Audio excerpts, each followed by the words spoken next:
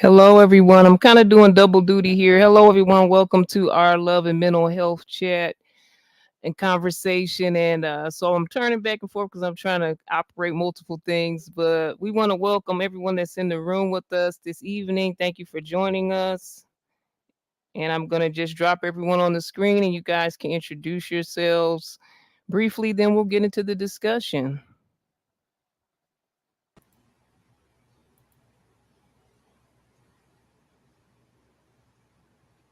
All right. Hello, everyone.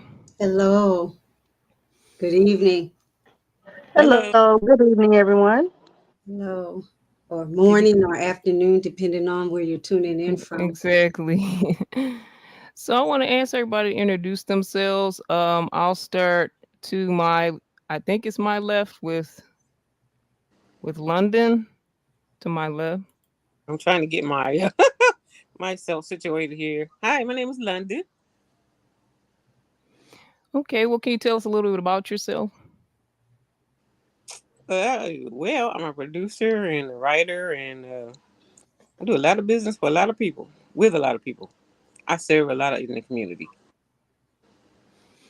Okay, and are you on social media? Is there anything you want to let the people know you have available that you offer and how they can? Because, we're going to just shout everybody out so they can say what they do and what they have to offer and how people can follow them or whatnot. Did you want to share any of that Oh, information? okay. Since you're gonna guess you want me to tell everybody what I do for real. So I produce Yes.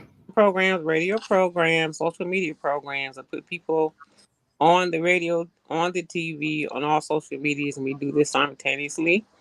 And we own our own television, live 24/7 live stream television network, so people can get their own channels if they like, and then people can go and watch these anybody's channel and watch them as long as they want to. And we manage and maintain those channels so they'll stay up and running. We build the channels for each person that wants to buy one.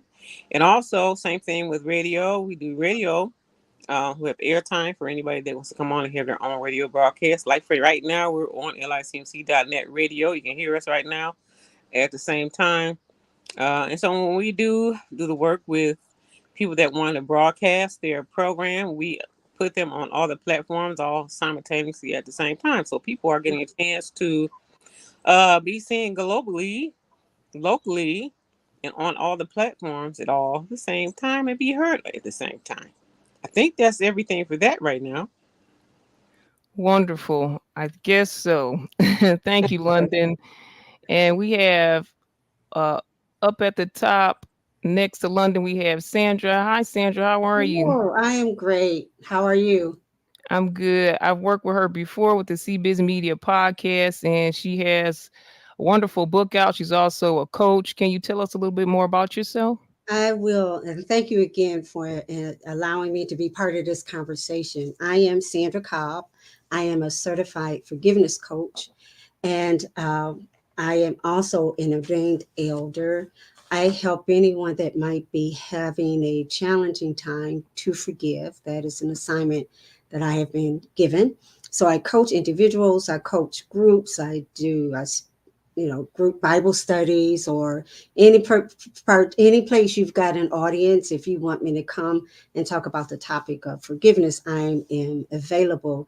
I am also an author, the author of the book Free to Forgive. And you can connect with me by going to my website at www.sandralcobb.com. And of course, you can follow me on Facebook, Sandra Cobb, Instagram, Sandra Cobb, Sandra L. Cobb, Sandra Cobb. And I would love to connect with you. Thank you, Sandra. And now we have our friend Denise. We work with her with LICMC Radio. How you doing, Denise? Can you share a little bit about yourself and how people can connect with you? Hello, ladies. How are you? My name is Denise Scott. I am an actor with the Powder Puffs. I also sell um, paparazzi accessories. I'm an independent paparazzi consultant. The name of my business is Passion for Fashion, and I'm also the CEO and host of entrepreneurial empire. And I love to interview others who have an inspiring stories or products or services to sell, to become more visible as well as to inspire others. And I'm also an advocate for mental health and PTSD. Thank you. Wow, thank you so much. So, ladies, we've introduced ourselves. We're going to get into the topic of love and mental health. And those that are watching, we invite you to share your comments, and we'll be putting your comments up on the screen as well. If you have any questions or comments or thoughts, and we're just coming from our own diverse perspectives, there's no wrong answers here. Um, I want to first define what mental health is. Mental health, according to SAMHSA, which is the Substance Abuse and Mental Health Services, mental health includes our emotional, psychological, and social well being. It affects how we think, feel, act, and helps determine how we handle stress, relate to others, and make choices. So when we come back, we're going to take a brief break, but the couple questions we're going to tackle and we're going to get everybody's perspective on is how does one's love life or family slash social life affect your mental health? And how do you manage matters of the heart to sustain your mental health? So we'll be back. We're going to take a quick break. So bear with me, guys. Hold on.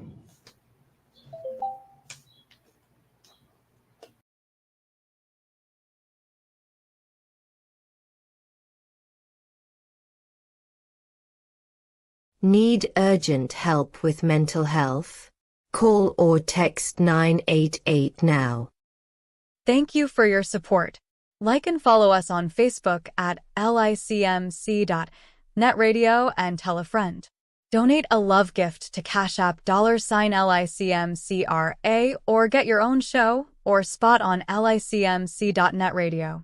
Call 248-701-0885 for details.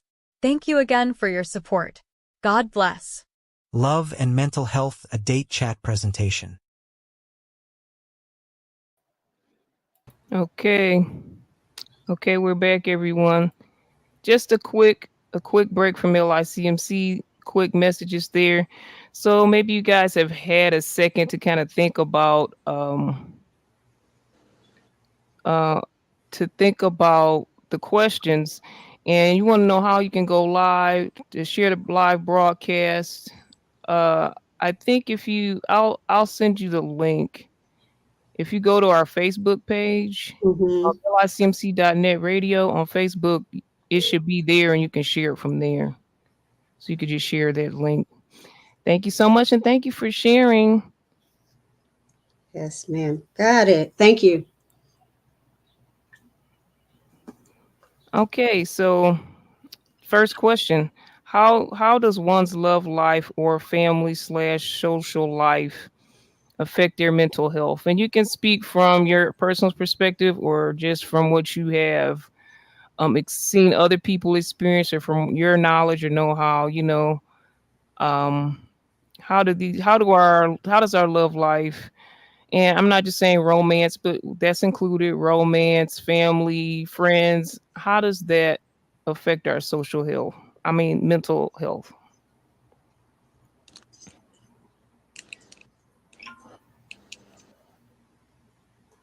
I'm going to yield to the mental health experts in the room. And I would really like to speak to your second part of that question was how to manage matters of the heart that would impact your mental health. So if I may, I'm going to yield and follow up with a response to that question. Okay, we don't have experts here, but we do have advocate Denise, if she would like to start with her thoughts on that question. My thoughts is, well, I guess you can say as far as loved ones and family is concerned, when dealing with very important to take time to seek help first. If you really find what you can manage you as part of what I've been experiencing. I can experience as far as concerned, because I I do think you're suffer breaking up. Does depression. everybody else hear her My daughter clearly? has PTSD as well as excuse me, borderline bipolar. So just learned that something called bipolar depression. So when you're dealing with depression, when you're dealing with mental health, it's important first to seek help. Um, but I think that it affects everyone that's involved, especially with the person that has it, because you know the signs. You need to know to be aware of what's going on as far as their mental stability is concerned, and important to find not just a community, but find people that have experience and knowledge to help you to put yourself in a position to deal with it and not let depression sink to a point of wanting to commit suicide.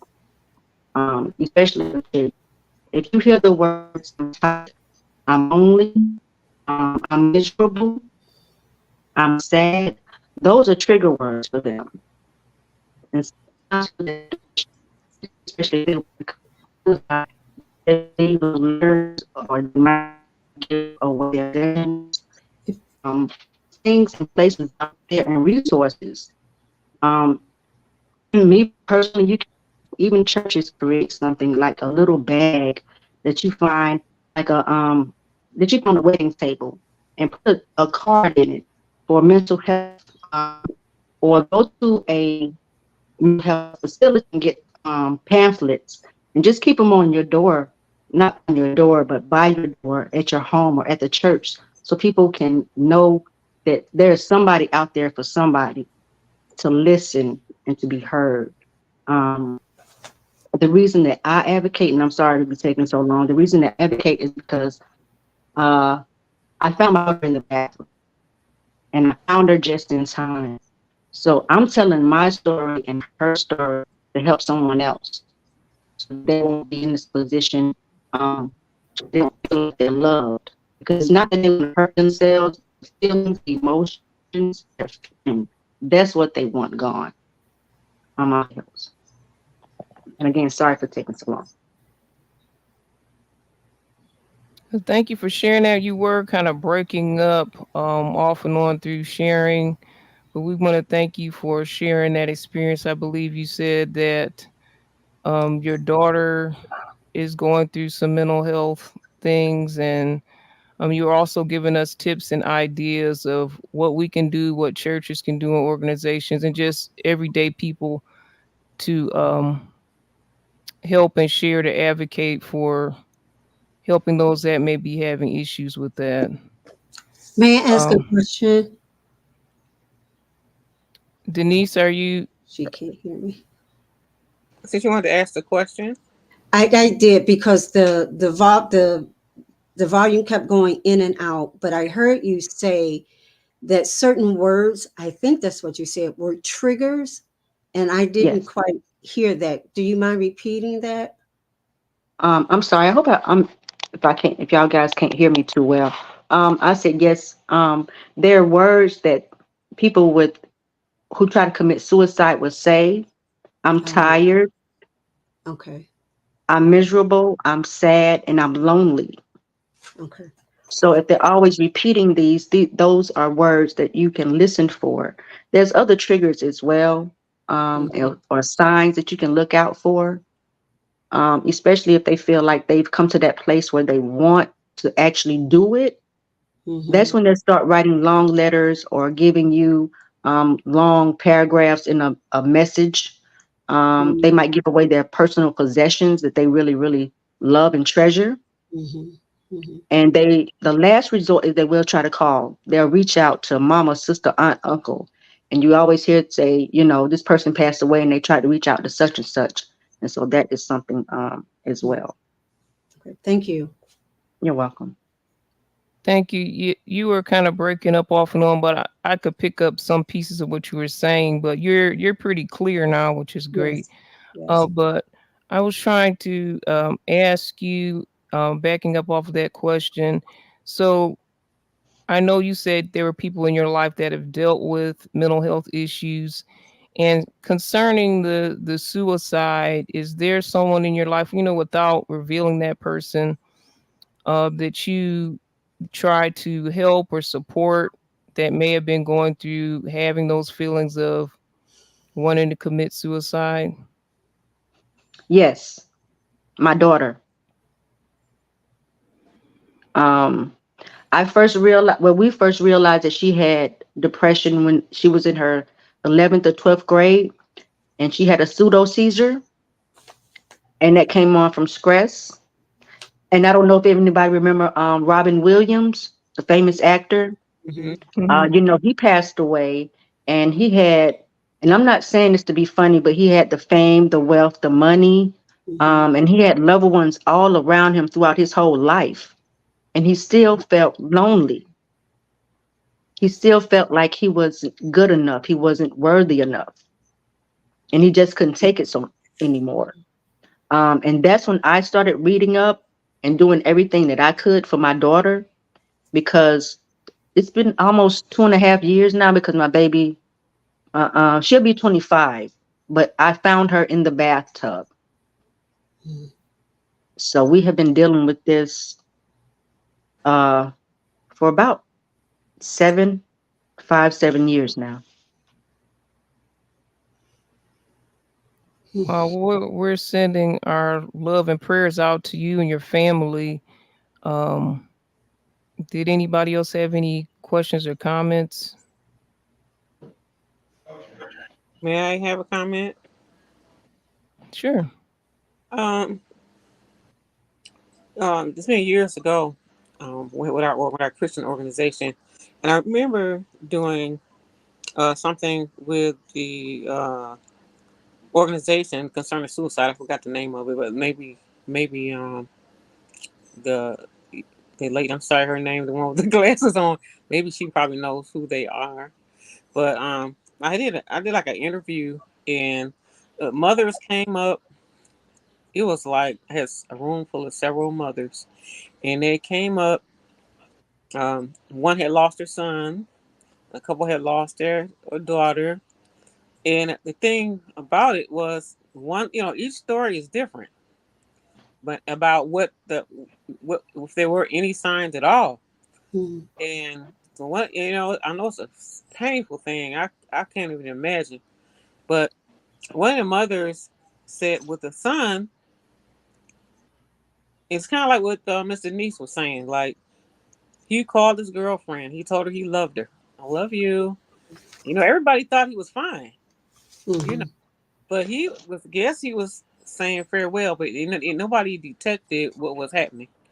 So he did commit suicide, and then a couple of some of the other girls did the same thing, but it was each situation was different, and now when they reflect back, maybe say that's what it was, and then some of them said they still had no idea that what that person was going through, and so I think and I just talked to a gentleman that was doing some work for us.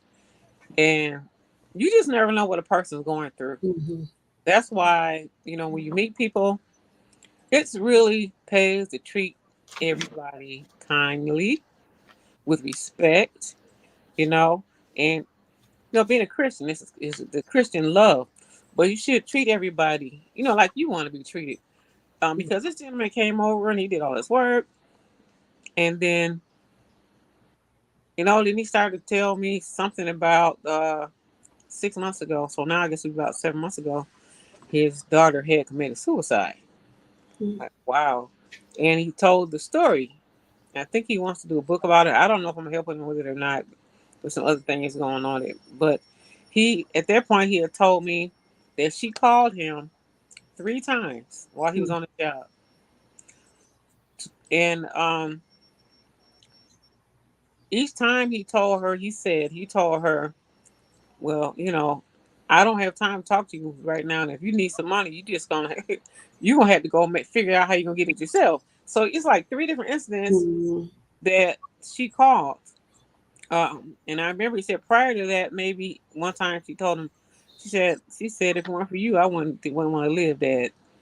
So I told him that. So Mm. you're already for like, wow, that's just a big thing to say to somebody. I think that's a super big sign. But I guess he never thought she would do it Mhm. on that day. He said he got a phone call from, everybody telling him to come down on that day that she made those phone calls. And that's what had happened. So I mean, sometimes people just want your time. And, even I have to pray for myself on how I think and how I want, we always have to get better. I don't care how long we live and, how saved we are and not saved or how moral values we have. We still have to learn how to become better people and treat others like we want to be treated, And so in doing that, you know, it's just, you just never know. So I'm gonna start right there. I just wanted to tell that this is something that goes on like a lot. It's just a Mhm. lot.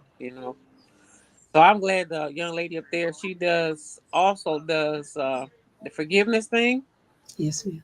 because I'm telling you, when you go through, you get hurt really bad. Some people don't know how to forgive. Some people either want to hurt somebody or they end up wanting to hurt themselves because something mama did or I wasn't good enough, which kind of reaches back to Miss Irene was talking about love and mental health. You have a relationship going on there, and some people go through so much mental abuse along Mhm. with physical abuse. Some people are rejected and they don't feel like they're good enough. And so, it's a lot. And so to be able to forgive someone for something that they did, that's a major thing, because sometimes it's a hard thing to try to figure out how to do. And I think it's good. A lot of people, and I'm gonna stop in a minute, but we do a lot of ministry and prayer programs and stuff, but we always give those 800 numbers out on those shows at the end and beginning. So when people they hear us talking about, God or whatever we're talking about, but we still give them those toll-free numbers, the 3 or 4 different toll-free numbers they can call if they feel like they need some help. Mhm. So, and the churches thing, we had a conversation a while back about the churches need to become better equipped to be able to handle the situation, because there's people that I deal with that are in the ministry, and Mhm. we believe in God, and God's gonna fix it. And if you don't have God, then there's something wrong with you, So Mhm. my conversation was, now I kept saying it, but I think there's some breakthroughs that I remember talking about getting help. You pray for the people, but you need to do something sometime beyond that. Mhm. Prayer is always good, and I think check on the people that you're talking to, and if you see that they are still suffering, then try, if they are asking you for help and you know it, then try to guide them to get some professional help, because you Mhm. just might save their life. And so when we did that type of conversation, I got a little bit of lashback, because they're like, well, if you're not, God is the one. That's it. God. I said, yes, you say God, but we need to broaden the spectrum here on how we handle. You don't know who's sitting in the congregation. Some people come to church because they might be thinking, maybe God can help me. Maybe my pastor can help me. Maybe the mother of the church can help me. Maybe the deacon can help me. So but I do hear now that some churches have set up where, somebody can reach out and take this further to help that person. So I'm Mhm. gonna stop right here. But this Mhm. this topic is, it's a broad topic. Mhm. Mhm. Important though. So I'm ready to be quiet. If I may, I just want to point out to you, or kind of piggyback on what you were saying. Is it okay Oh for me yeah, to? Okay. by all means. By all means. So I am a Christian. Haven't been a Christian all my life.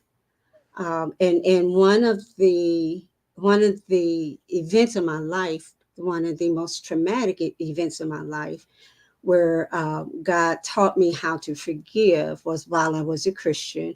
Um, and my sister knows some of this story. 38 years ago, my little sister was murdered, and God taught me how to forgive those young men. Now, I was already a Christian, hadn't been in the church very long, but if at most churches that you're going into, Christian churches, you're going to hear some type of preaching, teaching about forgiveness, right? It's what we're supposed to do. It's what we're supposed to do. And so I heard the teaching. I saw it even for myself in the Bible, but, and I thought I had forgiven. I thought I had forgiven until I had this dream, and God revealed to me in the dream that I really hadn't forgiven. And if we have more time, I'll come back to that. But after coming out of that dream, I repented and asked God to forgive me because I thought I was walking in forgiveness, and I really wasn't. I had just said the words with my mouth, but hadn't really made that release in my heart. And so God began to give me strategies. To your point that, and then later he called me to become a forgiveness coach, and I was wondering who needs a forgiveness coach.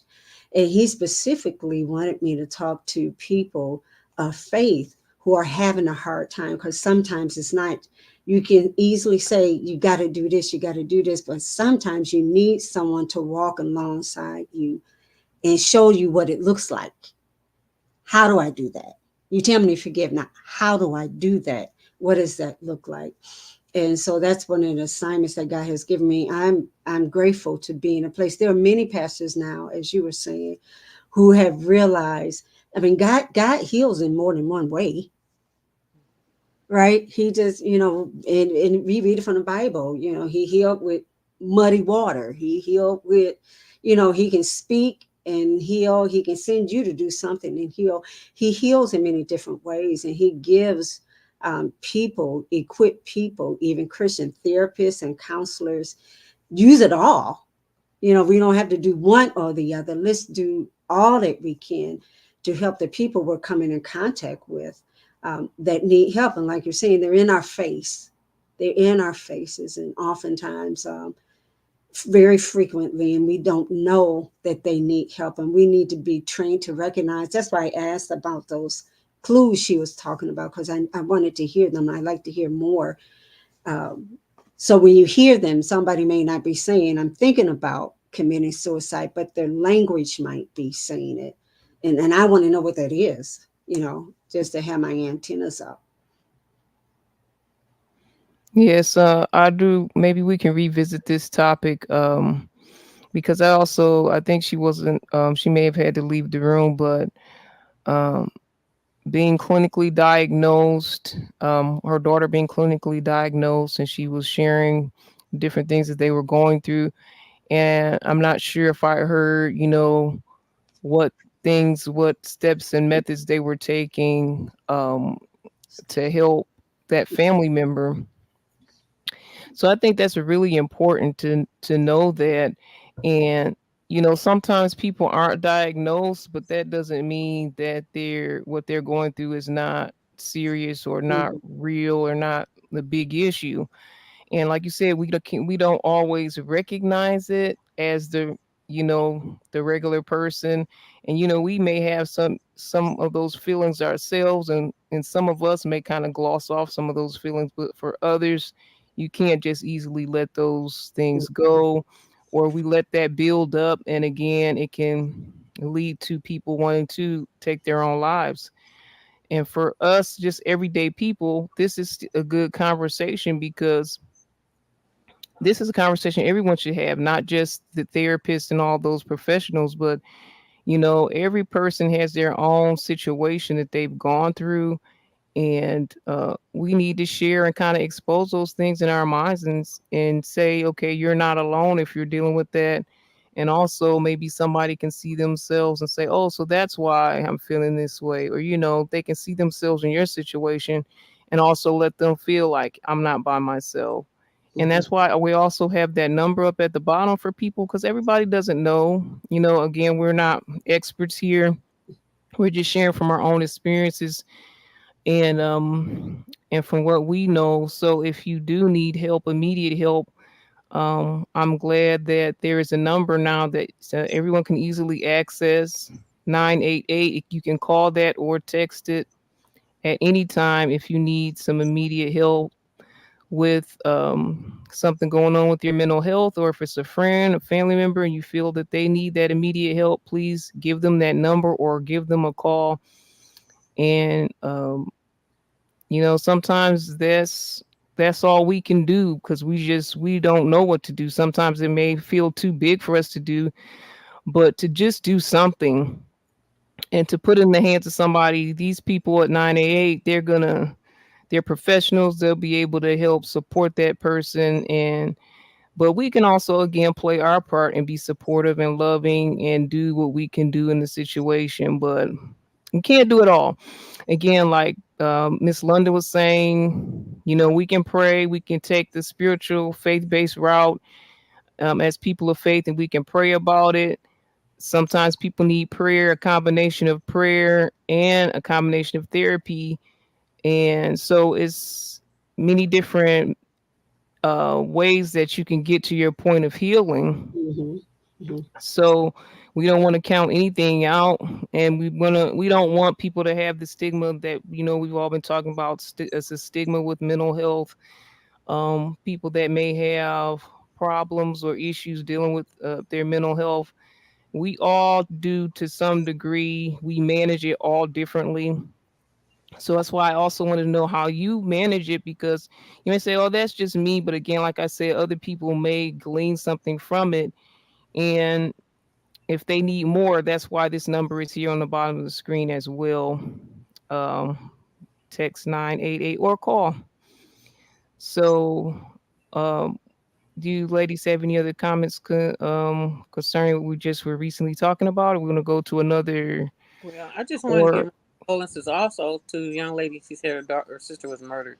So we want to send our love and condolences to her too, um, as well. For her, the Lord continues to bless her, strengthen her, as she is also helping other people as well. So we anybody that's going through, we just want to send our love and prayers out to them. And I would like to say there's a young lady that I do know. Um, she decided to work in the field of mental health. She even worked at some facilities of institutions because of her own self having mental health problems. And I wanted her to come tonight, but I think she's on vacation or something. And she's a young woman, but told me that she still has mental health issues. She still goes through and have those feelings of suicide.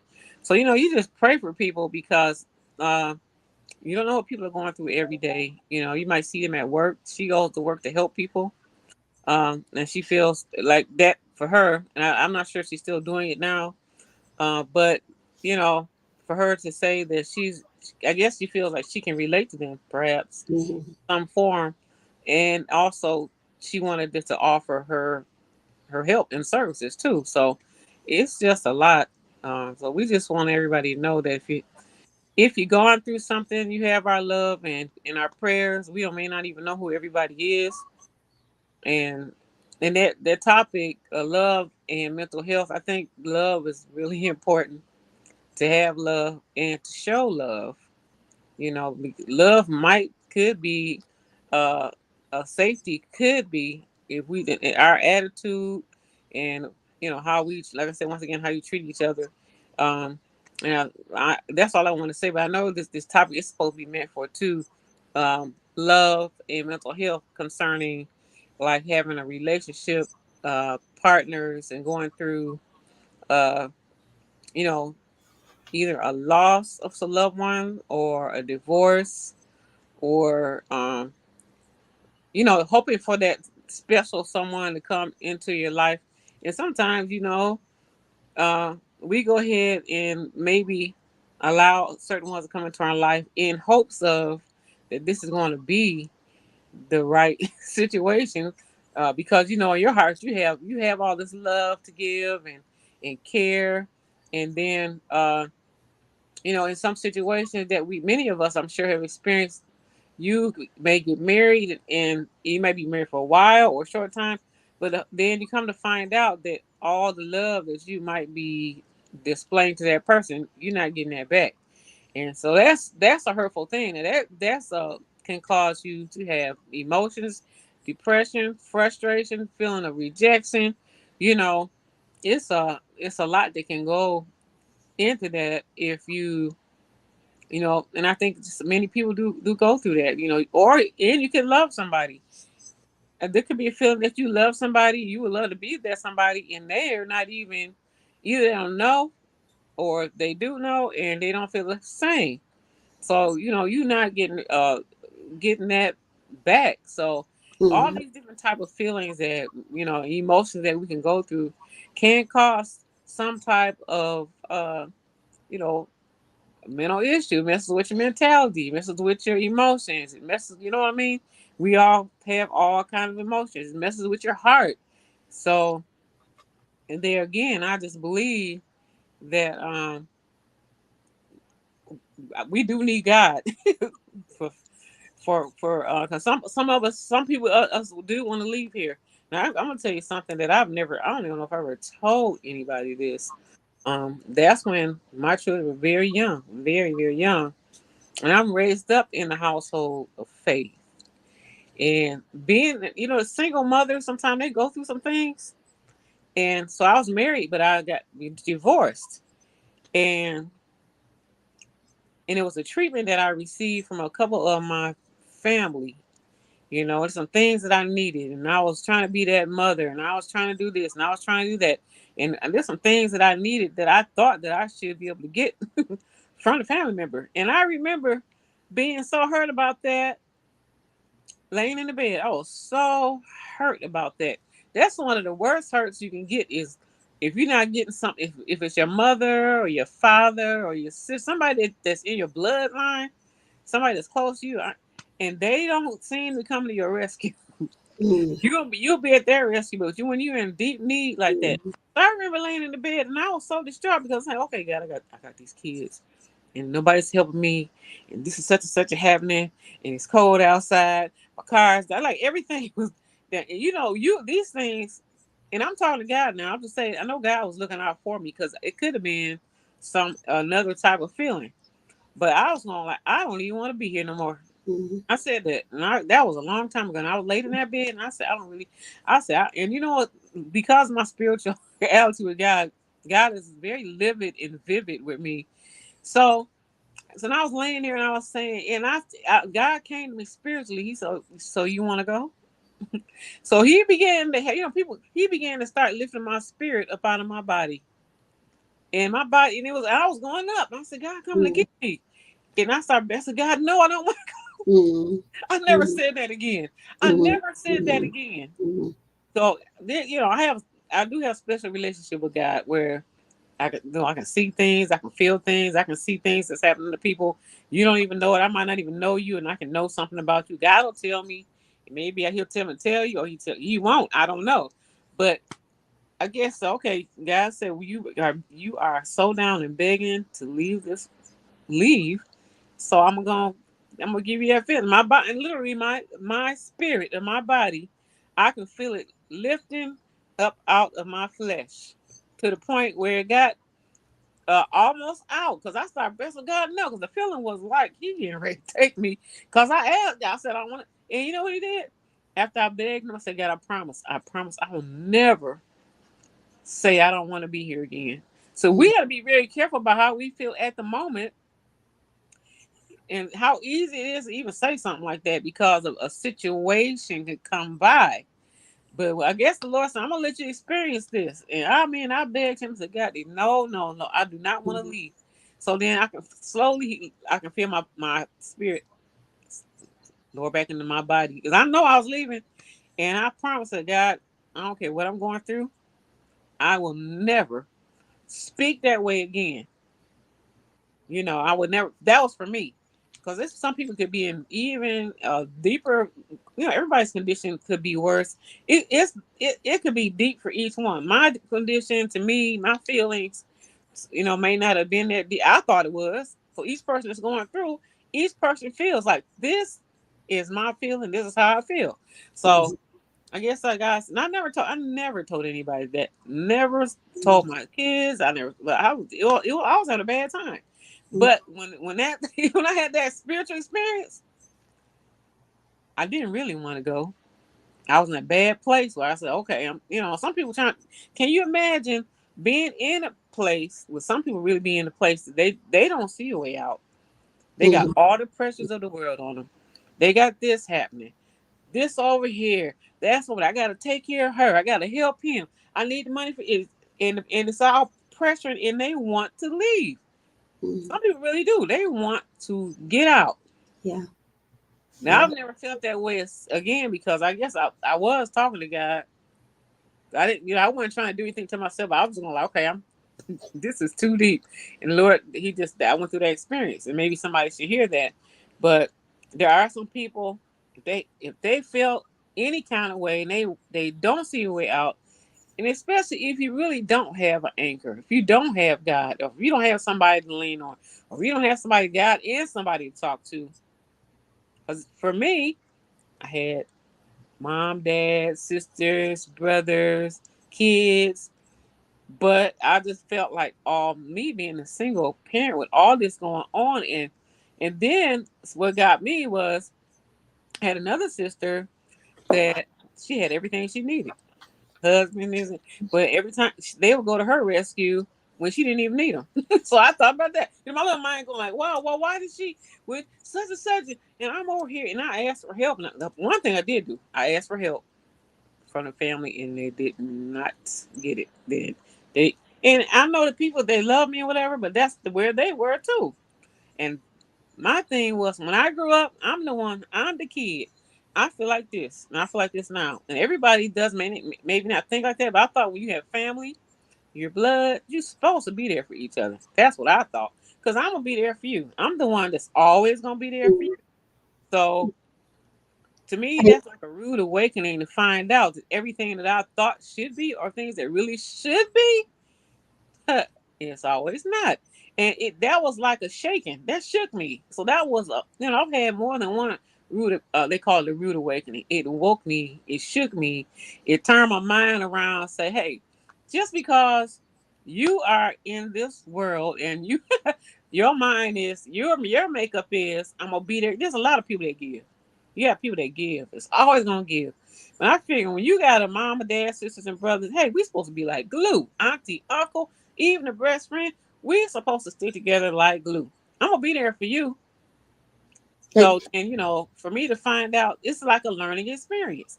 But some people cannot get over that. They cannot get over that. Okay, I'm done for a minute because I think because you said a couple things. Well, both of you. We're on this side of heaven. Offenses are going to come. People are going to let us down. We're going to get hurt. And I like to offer, when I talk about forgiveness, that very often forgiveness is the coping mechanism that we need to get through some hard, difficult times. And it's not, although it's talked about maybe a lot, but if you do not deliberately seek to learn how to forgive, to be proactive to forgive others and yourself, is not going to just happen. And I totally agree with you. When we have certain relationships where we expect certain people won't drop us. And sometimes the greatest offense hurts so much because of the person who did it, right? If someone else had done it, but this person I should have been able to count on. This person I should have been able to trust. This person I should have been able to depend on. And a lot of times when we don't get it, it rocks our world. And we don't always have the coping mechanisms to not lose focus, right? Or to manage, was your question. How do we manage the disappointments? How do we manage the times when we're hurting? How do we manage even getting through offenses so that it doesn't go on to, I got to cite John Hopkins. In my book, Free to Forgive, I cite John Hopkins Hospital and a couple of other medical experts who it's clearly on record to say when you hold on to grudges for prolonged periods of time, it begins to weaken your immune system, right? And so you avail yourself or you set yourself up for the opportunity for increased risk in heart attacks, in your increased risk of deeper depression, right? Because you're holding on to these grudges, things that you can't change. An offense has happened, you can't undo it. Whether you did it or someone else did it to you, it happened. And we need to be equipped with, I believe, the weapon of forgiveness is a coping mechanism to help us to what surely is going to happen. Offense is going to happen. And if we learn to forgive sooner than later, some things perhaps we can preempt. Right? There are some people who the blood pressure goes up when you hold on to unforgiveness. People can't sleep because you're holding on to unforgiveness. Anxiety, resentment, again, depression, all of that is tied to unforgiveness. So you want to be, and again, there are many other coping mechanisms, but I offer to you that forgiveness could be one of them that we need to practice more often to help us with our mental wellness. Because in every relationship, it's the romantic relationship, our relationships with our children, our relationships on the job, our relationship with ourselves. Forgiveness touches it all. And if we will not learn how to forgive, we're only hurting ourselves. And so God has given, for the believer, we believe that's an expectation that God has of us, right? Anything that God expects of us, he equips us to do. Now, we might need some help and some strategies. How do I walk this thing out? But God wouldn't be fair, just God to tell us to do something and not give us the capacity to do it. Amen. So I am available along with your other clinicians and therapists. And if forgiveness is a challenge that is impacting your mental wellness or your mental health, please take advantage of it. Get my book. You may not want to sit down with me, right? You might, and that's God had me to write the book for the person who doesn't want to coach, but they still need help in this area. The book is going to take you through step by step by step. You're not alone. This is not something you have to do on your own. You have what you need. You have resources to help you. Wow. Thank you so much. Thank you, ladies. We have a few minutes left. I want to recognize some of these comments. Really, these are my people here, so I give them a shout out here. Sylvia and my niece, Sylvia the second, teamed up with this one on Facebook. And she says, I have MS and I had a pseudo relapse before. And then she also says that I pray a lot and that helps. I know that, yes, your health issues can definitely affect your mental health. You may not be able to do things you used to do. I'm a cancer survivor myself, and it was just a struggle going through that challenge. Definitely affects your mental health. So there's so many different ways that we can be affected, but we're praying for everybody. We're praying for you. We love you. And if you do need that extra help, please go out and seek that help. And there's just a lot of different elements, like you said, about forgiveness. Sometimes people may not even know that that's their issue. Maybe they should just, I know I'm feeling something. Maybe I should look at this book about forgiveness, or maybe I should talk to this coach. So sometimes you have to kind of eliminate things and figure out, what is it, and getting that help maybe getting therapy as well. Getting Christian counseling is also an option as well. That could kind of help you figure out, what's going on. Also, I want to thank again Miss Denise for coming on. She wanted to apologize that she lost the connection, so I wanted to share that comment. And I want to thank her so much for sharing some of her personal life with us and kind of giving us a little bit of those insights. Um, Again, Sandra's letting us know that you can go to her website, sandralcobb.com, in order to get information about her book, to get her book, and about her coaching as well. Um, and the book is Free to Forgive. And hopefully, ladies, we can stay in touch, we can stay connected and share. And for anyone that is watching the replay or watching now, stay connected with us. Follow us at licmc.net radio on Facebook. If it's any information that you missed, you could definitely inbox us and let us know, and we'll get that information out to you. There's some headlines about people. I think he was a child star, and he had some issues when it came to his relationship, but not only his relationship, but his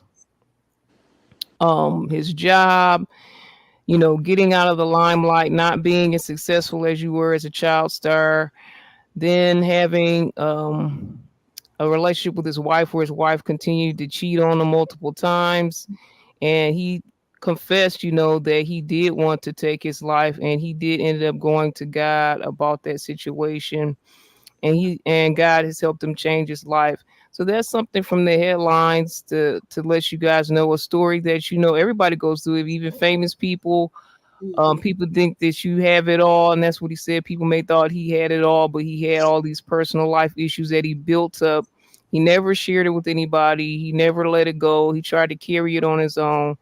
So that's another thing about love. We need to show love to each other and know that, I'm here for you. We can't carry all this stuff on our own. We need somebody on our side.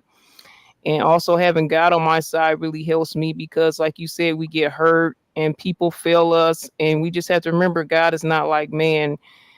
You can expect somebody to fail you because we're just humans. That's why we have a God to look up to help us carry us through as well. So that connection with God is really important. And that's part of what I use to cope and get through. And having some supportive people in my family as well. God has really helped me with that when it comes to different mental health issues that I've had in my life as well. Um, so I want to thank everyone for joining, giving their perspective, sharing their heart. And we're going to continue this conversation in the future. Um, so please continue to join us, listen here, watch us here on licmc.net radio. We're on Facebook, YouTube, Twitter at this time, and you can go to licmc.net just to listen in. So thank you so much for listening, supporting. We're praying for you, whatever you're going through. God bless you, and stay tuned to LICMC Radio. Do you ladies have any last words? We have about a minute or so. Any last words? Yeah, I just want real quick. I wanted to say that in that time, thank God, like the lady, she's talking about forgiveness, Miss Sandra, and I was quick to forgive. I'm that kind of person. I don't know. God must have gave me a gift to do it, and in doing so, I was able to still love, move on, get over it, and still be close. So only God can do that, but everybody can't do it. So I will. I don't know if there's a telephone number, or we can give it her website again, because so we can check her website out. Please do. It's www.sandralcobb.com. In the book Free to Forgive, I talk about too. There could be some signs that maybe you haven't forgiven. I even walk you through a process of sometimes we think we have forgiven, but we're not sure. I offer what I call ABCs of forgiveness. So God has given us help. God has given us all help, and we're here. And I thank you for this opportunity to allow us to share. And God gives us each other Yeah. to help one another. So blessings to you all. Amen.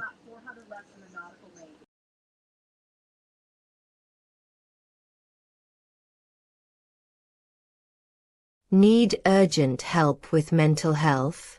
Call or text 988 now. Thank you for your support. Like and follow us on Facebook at licmc.netradio and tell a friend. Donate a love gift to Cash App $LICMCRA or get your own show or spot on licmc.net radio. Call 248-701-0885 for details. Thank you again for your support. God bless. Love and Mental Health, a date chat presentation.